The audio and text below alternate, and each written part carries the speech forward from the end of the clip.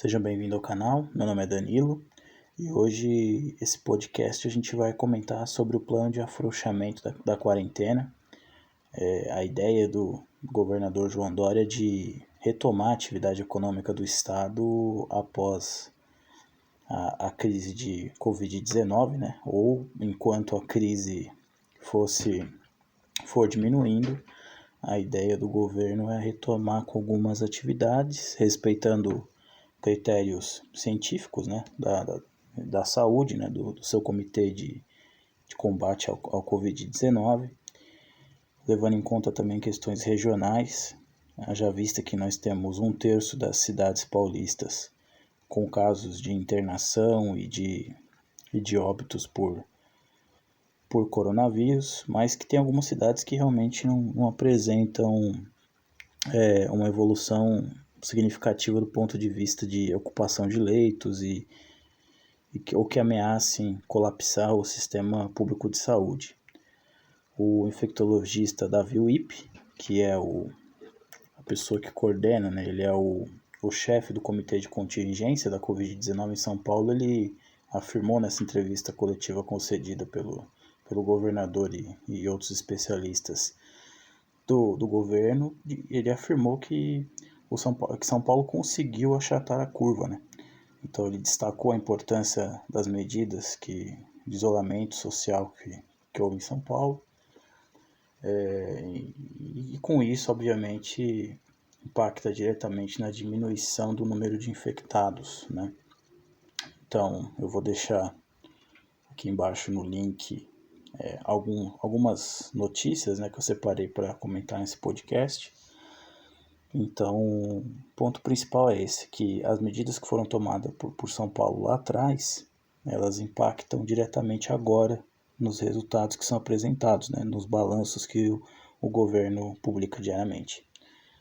A gente também tem que destacar que a fila de testes em São Paulo foi zerada, né?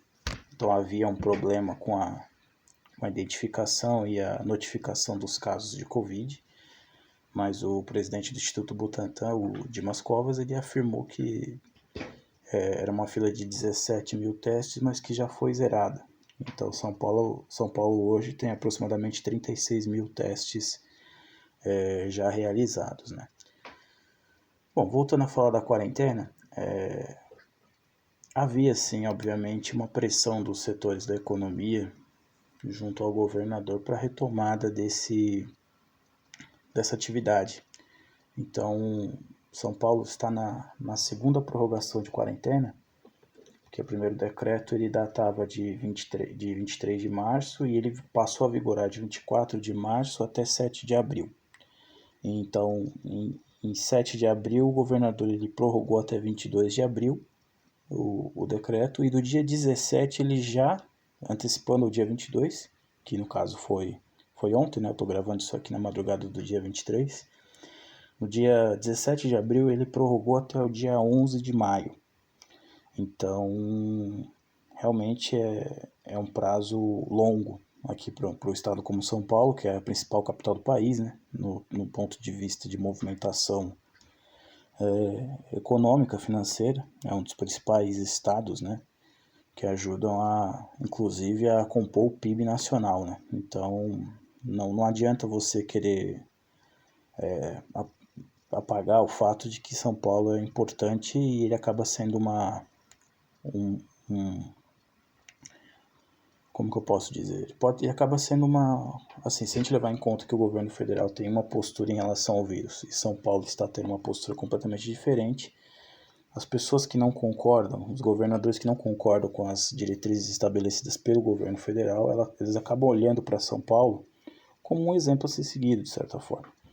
Então, o João Dória não é só sobre questão de saúde ou de vidas, há um cálculo político também nessa movimentação, embora ele afirme que seja apenas a questão de preservar vidas, mas, querendo ou não, você está sendo antagonista ao que prega o próprio presidente da República, né? Isso não pode ser ignorado de forma alguma.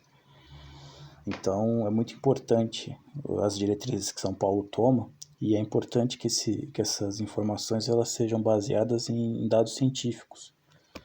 Então, desde a questão do achatamento da curva, desde a questão de teste, desde a questão dos leitos hospitalares, você precisa sempre deixar claro que a coisa está sendo feita com muita transparência, né? Então, nesse decreto que São Paulo, que está vigente ainda, né, ele vai até dia 10 de maio, ele restringe principalmente o atendimento presencial público, estabelecimentos comerciais, prestadores de serviços, shoppings. Fica proibido o atendimento presencial a esses serviços. Locais como bares, restaurantes, padarias, supermercados, eles também tiveram o atendimento limitado ao balcão, embora o decreto ele destaque a questão da entrega, né? Mas o que a gente observa é que os locais que havia a possibilidade de você consumir o alimento dentro do local, eles optam por fazer um atendimento, se não na porta, no balcão, sem que a pessoa possa consumir esse alimento dentro do ambiente, né? Os outros serviços, os estabelecimentos que são considerados essenciais pelo governo do estado, eles não tiveram uma modificação na sua dinâmica de atendimento. Então, aqui a gente pode falar nas questões de hospitais, clínicas, farmácias, lavanderias, serviços de limpeza, hotéis. E aqui eu estou falando ipsis literis o que o próprio decreto determina. Então, também a questão de alimentação, né, supermercados, e é importante que nesse ponto a população acabou de certa forma se conscientizando, assim, eu uso como exemplo os locais em que eu acompanho, né, aqui na minha região. As pessoas não fazem, assim, procuram não estocar comida em excesso. E, assim, algo também se justifica por eu estar numa região periférica e as pessoas, de fato, eles não terem uma condição econômica de o fazer, né, de estocar comida assim além do limite necessário, né? Acredito que pessoas com poder aquisitivo médio alto devam até fazer isso em maior escala, mas aqui na região periférica a gente observa que as pessoas não estão fazendo essas compras a ponto de causar o desabastecimento na rede de supermercados. Acredito que no estado como um todo isso não deva estar ocorrendo, né? Bom, continuando aqui os outros serviços, abastecimento, né, transportadoras, postos de combustíveis, armazéns, oficinas de veículos e bancas de jornais. São serviços que são considerados de essenciais e, portanto, não tiveram uma mudança na dinâmica, né? Bom, enfim, o decreto ele fala de mais algumas outras atividades, mas a ideia do governo é que a partir do dia 11 haja de fato uma alteração na dinâmica de funcionamento de alguns estabelecimentos. Obviamente a gente tinha que pensar nisso mesmo, não havia outro caminho, muito embora a crise do Covid-19 ela não aparenta ser que esteja ali no ápice ou perto do limite. Infelizmente, ainda existe muita aglomeração em diversos pontos do país e o resultado disso, infelizmente, vai ser notado nas próximas semanas. Acredito que o cenário daqui 15 a 20 dias, observados os exemplos internacionais, é que a pandemia atinge um nível crítico no país. É lamentável que a rede pública de saúde esteja no limite, principalmente em estados como Ceará, Pernambuco, Pará e Amazonas, né? Amazonas é um dos casos mais dramáticos, né? E infelizmente a gente ainda nem entrou num período de frio, vamos dizer assim, nós estamos no final de abril, então nós estamos próximos do inverno. Acredito que junho seja um mês assim que realmente as coisas estejam bem mais difíceis, né? Não acredito realmente na hipótese de que o Estado não interfira na rede particular e utilize as UTIs de hospitais até particulares para atendimento dessas pessoas que demandem do Sistema Único de Saúde. Sobre essa questão do SUS, do atendimento ao público, vale a recomendação da entrevista do Dr. Drauzio Varella, que ele fala que ele espera realmente um caos um caos de saúde pública no país por conta da desigualdade social. Então, eu vou comentar em outro podcast um pouco sobre o Drauzio Varela, alguma coisa mais relacionada à carreira, tudo, porque é impensável que em 2020 a gente tenha pessoas que ataquem aí a postura do Dr. Drauzio, né? Se a gente levar em conta principalmente o que ele já fez e o que ele continua fazendo pela saúde pública do Brasil. Mas isso é tema para outro podcast. Vale destacar também a questão do acompanhamento por celulares que é feito pelo Estado de São Paulo, né?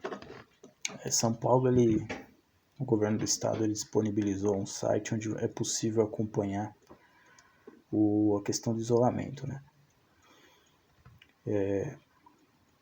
Quem faz esse monitoramento no estado de São Paulo é o sistema de monitoramento inteligente aqui do governo do estado, e o governo afirma que esses dados que são repassados pelas 4 principais operadoras de telefonia do país, eles são dados que dão informação apenas sobre o georreferenciamento, e eles, enfim, afirmam que não há a divulgação de dados pessoais desses indivíduos, não repasse dessas informações para o governo do estado. É apenas uma análise de GPS para saber se a pessoa está se deslocando do seu ambiente, né?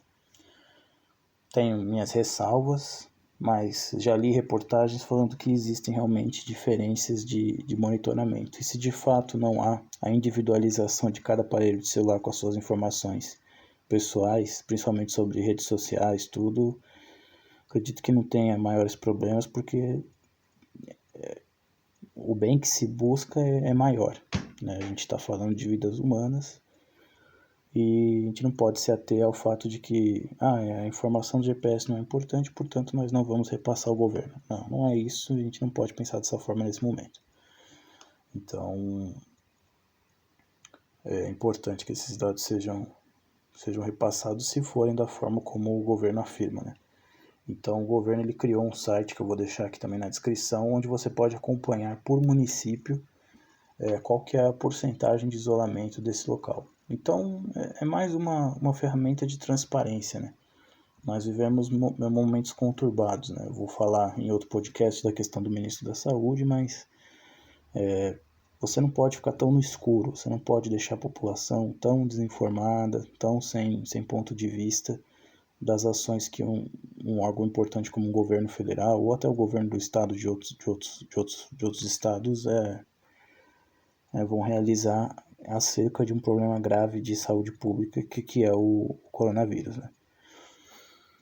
Mas temos que aguardar, né? O governador já falou que até no próprio dia 8, quando ele pretende já detalhar como que será feita essa retomada gradual da economia, ele vai analisar os dados daquele dia, né, até aquele momento, porque a gente não sabe ao certo como que o vírus vai se comportar.